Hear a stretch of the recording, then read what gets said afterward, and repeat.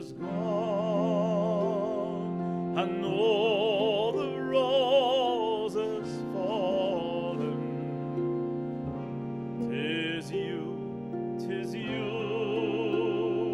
must go, and I must bide. But come ye back when summer's in the meadow, or when the valley's hushed and white with snow. 'Tis I'll be in sunshine or in shadow. Oh, Danny boy, I love you so.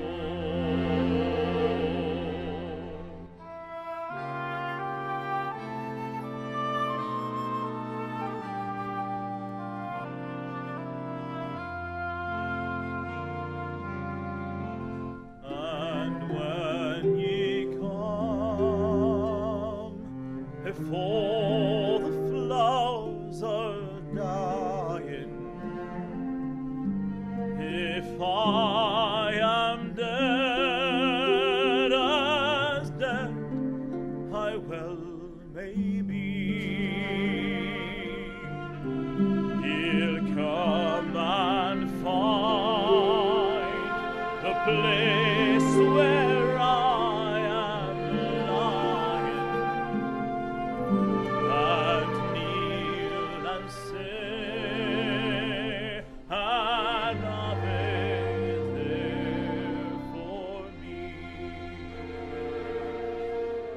And I shall hear the song you tread above me, and all my cry will water sweeter be.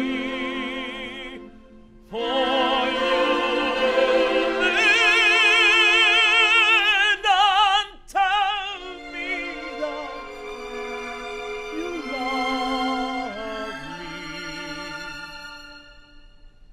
and I will sleep in peace until you come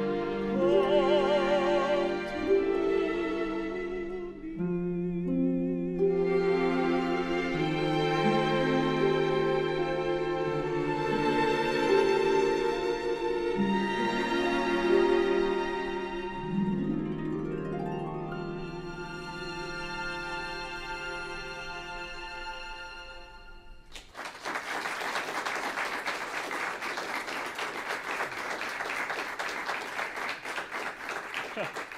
It's my distinct pleasure and honor to be able to introduce to the embassy community today and to all of our friends here in New Zealand a true hero and an artist.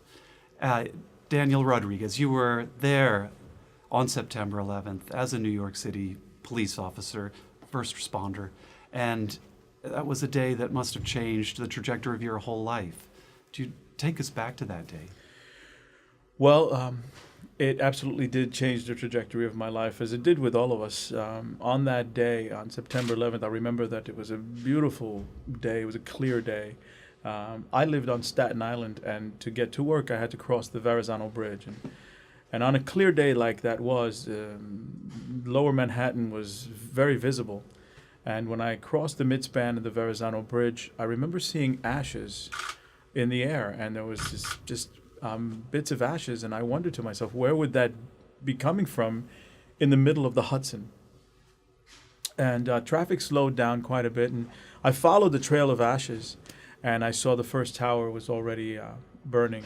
I had no idea what had happened. My first thought was perhaps a gas main or some type of natural explosion of that sort.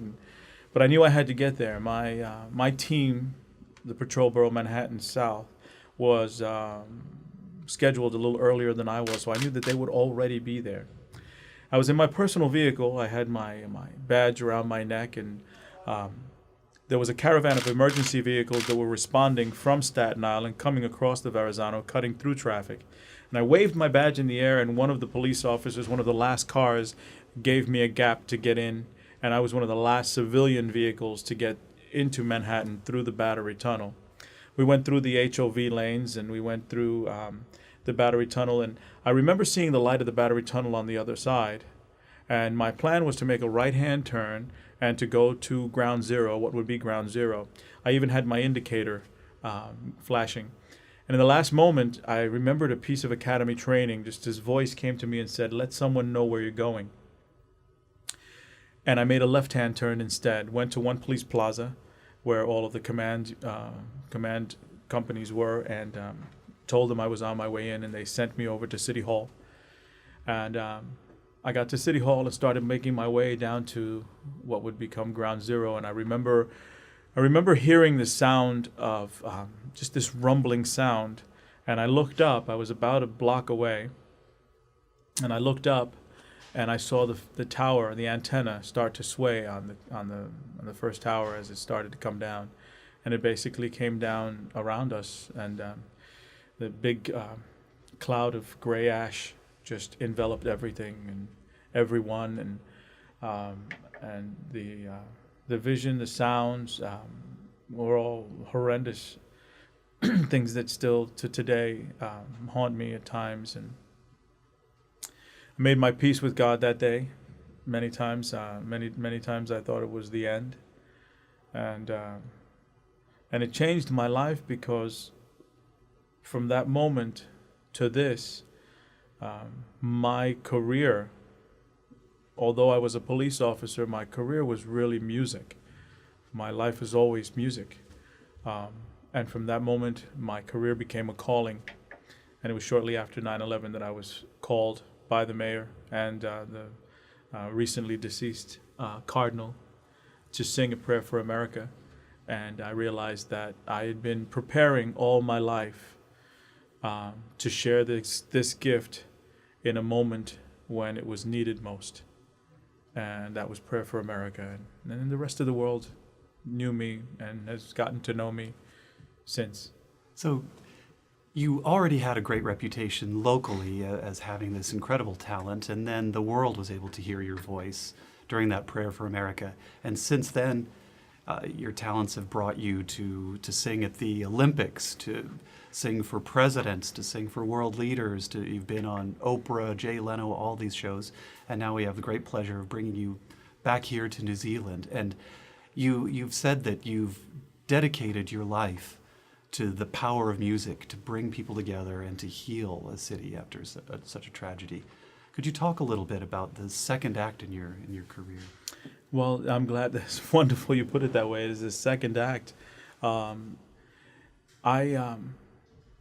always been a man of faith, and I've always known that I've been driven to do what I do because of my faith. And so in the days after September 11th, and most of my life, trying to be a positive person, trying to be a positive individual, to be able to do positive things. But now I had, not only did I have the gift that I realized was a calling, but I also was given the opportunity to share that gift throughout the world.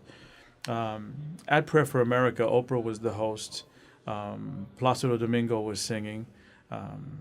James Earl Jones did a beautiful poem. And there was just a myriad. Bette Midler sang Wind Beneath My Wings. And so I had moved into this realm of these superstars, of these amazing people who had influence all over the world. And all I really wanted to do was to sing, to share my gift. Being at Ground Zero, it was bittersweet because I was serving as a police officer down at Ground Zero. But because of that moment, everyone wanted something positive in their show, in the media. They wanted to give this tragedy some type of positive spin, something that would elevate the city. And so the first call came, I think it was Larry King, to end his show with God Bless America. That same afternoon, Leno, Regis, Letterman, Oprah. I sang the Lord's Prayer for Oprah, and that was a great moment. And I continued to do this, although I was serving at Ground Zero. So I would go to Oprah, and then I would go back to Ground Zero, and the police department would call me and say, Dan, we need you to report tomorrow to Jay Leno. They want you to do something there. Great. So this was became my calling, my new assignment as a New York City police officer. But as it was, the world was craving more and wanted more from me and what I was doing. And I just answered the call. I just continued to do what I did. And it led to my first single, which was God Bless America, and the national anthem, which was donated directly to the Twin Towers Fund. And then my first album, which was The Spirit of America, was created to give some sense of healing to a country. And so I chose the songs carefully, songs that were really inspirational to me. And it went on and on and on from there. And now the road, the roller coaster ride that's been my life since has been amazing. I've had the opportunity to sing in many different countries and to be able to express this positive part of who I am and this positive message of what I do around the world. A foundation called Start Singing. Now we try to mentor young people in the music business. We try to bring together music and meditation in order to help combat some of these stress-related disorders like PTSD and Alzheimer's, and just trying to be a positive force in the world, giving ourselves to service and to healing and to helping. You've done so much in your career. You've sworn an oath to serve and protect. You've given back through your talent and your music to communities around the world, help bring people together and heal. And you also serve as a cultural ambassador for the strong relationship between New Zealand and the United States. You have a very strong personal connection here to New Zealand, don't you? I do. I love this country. I love its people. I was saying earlier that this is one of the few places in the world that calls to me. There's a spirit in the land that actually calls to me. Many years ago, this is my 10th anniversary just recently of coming to New Zealand. The first time I came was with a young Kiwi from Dunedin who also had an amazing career, an amazing voice. She was in the United States. We were both being sought after. I was signed to EMI Capitol Records, and her twin sister, Marla Kavanaugh, the Craig twins. Back then they were known. Marla and Marisa, they were identical twins, and they were child stars here in Dunedin, here in New Zealand. And we did this tour together. We came to New Zealand. I came here, and I remember when I met the family, I describe it as Harry Potter meeting the Weasleys, because they were all musicians, and they were either, the mom, Kathy Craig Hopwood, who is one of the premier voice coaches in Palmerston North, and she won the Mobile Song Quest the same time that Dame Kiri Te Kanawa got launched. So she's had a tremendous career of teaching young voices and developing young voices, even today. My father, Malcolm Hopwood, PR, press person, was our tour guide, and he set up our tour. And then Marla, and was absolutely beautiful Kiwi with gorgeous green eyes, and I was just immediately taken with the culture. I was immediately taken with the island, the haere, the welcome, the Maori. To me, it was like being able to go back in time and visit the American Indian at home. This connection with the land, this connection with tradition. It was absolutely amazing. And so I've been coming back ever since. 10 years now, I come back. I go fishing up in Taupo and Rangitiki, and we spend a lot of time in the Manawatu, and I go tramping, and I just absolutely love the land and the people. And when I'm home in the United States, we talk up. I'm surprised that tourism hasn't tripled, because I'm constantly blogging about New Zealand, and I'm constantly showing photos of New Zealand and telling people, don't wait for the bucket list. Get there, because you will absolutely regret it if you don't come to this amazing country and meet these beautiful people. So yeah, I feel like I'm a Kiwi. You look at my album covers; they all have my pounamu. It's always there. It's always prominent, and so I'm glad to be able to make that bridge with being a U.S., being an American citizen, being a Brooklyn boy, and to come here and always be seen as a Pacific Island boy. Some people. So I'm thrilled, and to be able to come here to the embassy, to be able to spend a little time and share my gift, and I am very very blessed and humbled. And now your wife and you perform together around the world. And so for those who have the privilege of having heard you through this video or in some of your concerts, what's next? What could we expect from you and Marla in the future? Well, if anyone wants to know of what we're doing, they can come to my website, which is DanielRodriguezTenor.com. We have several groups that we tour with. Marla Kavanaugh. My wife is one of the Highland Divas, which is a new group, and you can go to thehighlanddivas.com, and they are touring around the country. And she, in her show, goes back to her Scottish roots of Dunedin and the family, and so they do an amazing show. I'm one of the New York Tenors, which has been touring around the U.S. I hope to get them out here, and a new group called Tre Voce, which we're actually going to change to a Puerto Rican and two Irishmen walk into a bar, because we have an Italian name. None of us are Italian or sing in Italian in the show, but we're creating that show right now to be a musical comedy. And I do my mentoring. We tour. We're on our way down to right now. We're on our way down to Palmas to Dunedin, where we're going to be at Queens High School on Sunday doing a concert. They're having their reunion, and be at Freiburg High School next Wednesday, and doing mentoring and master classes, and basically just giving all that we know, all that we have, our music, our meditation, movement. My wife is very much in yoga and into voice coaching and voice development.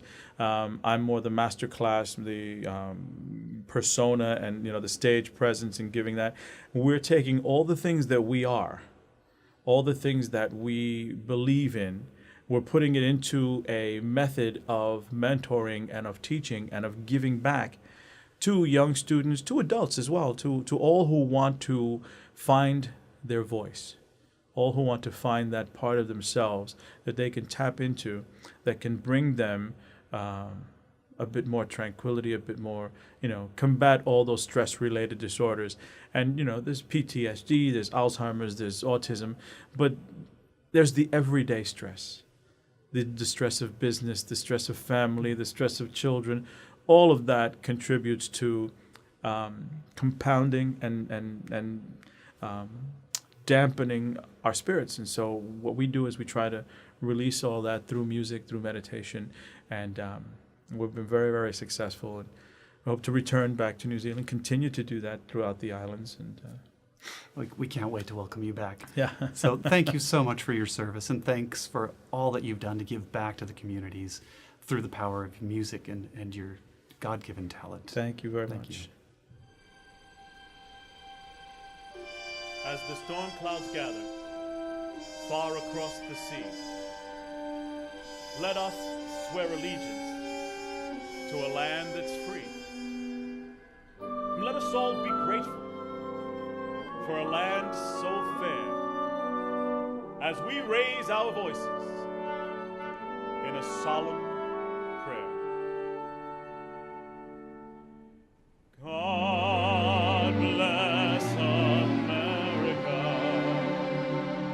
land that I love. Stand beside her and guide her through the night with a light from above. From the mountains to the prairie,